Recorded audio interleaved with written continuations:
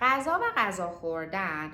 سمبل محبت کردن هستش و در واقع غذا دادن به کودکتون و شیر دادن به کودکتون سمبل محبت مادری میتونه باشه. از این بابته که میگن food is love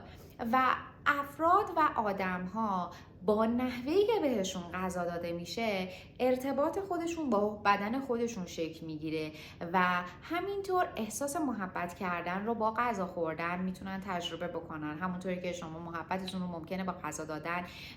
به خیلی از موجودات دارین تجربه میکنین، به کودکتون دارین تجربه میکنین و یا اینکه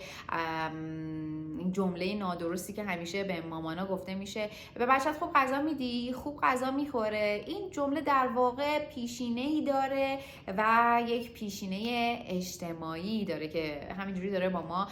کنارمون پیش میره. پس از این بابت این غذا خوردن که سمبل محبت کردن هست و البته سمبل محبت کردن به خودمون، گفتیم سلف کیر خودمونه، نحوهی که خودمون مراقبت میکنیم خیلی مهمه که به چه شکل بخواد باشه.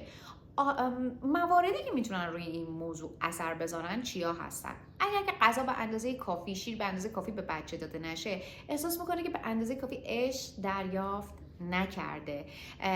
و اگر که غذا دادن به نحوهی که ما دلمون میخواد بخواد باشه، باعث میشه که کوچولومون اینجوری تجربه بکنه عشق بی قید و شرط رو من دریافت نمی کنم. من اگر اونجوری که باشم غذا بخورم یا شیر بخورم به اون سرعت و به اون نحوی که باشه پذیرفته شدم. پس از این بابت خیلی لازمه که ما یه مرز مشخصی رو بین اینکه چجوری قانون بخوایم بذاریم سر سفره و چه قوانین رو باید رعایت بکنیم تا این آسیب زده نشه رو با هم داشته باشیم که در واقع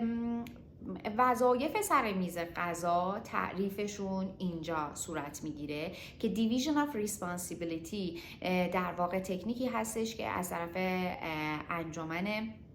اطفال آمریکا AAP تایید شده و توصیه‌ای که به والدین دارن این هستش که بخوان Division of Responsibility رو رعایت بکنن. توی این Division of Responsibility ما یک سری وظایف داریم و کودکمون یک سری وظایف مشخص داره که اینا رو میتونیم بگیم یک جاده دو طرفه است که قرار نیست هیچ کدومون از این جاده دو طرفه مرز و خطمون رو رد بکنیم و این خط رو رد کردن میتونه باعث تصادف بین شما بشه و چالش هایی که توی غذا خوردن کوچولوهاتون ممکنه تجربه بکنید.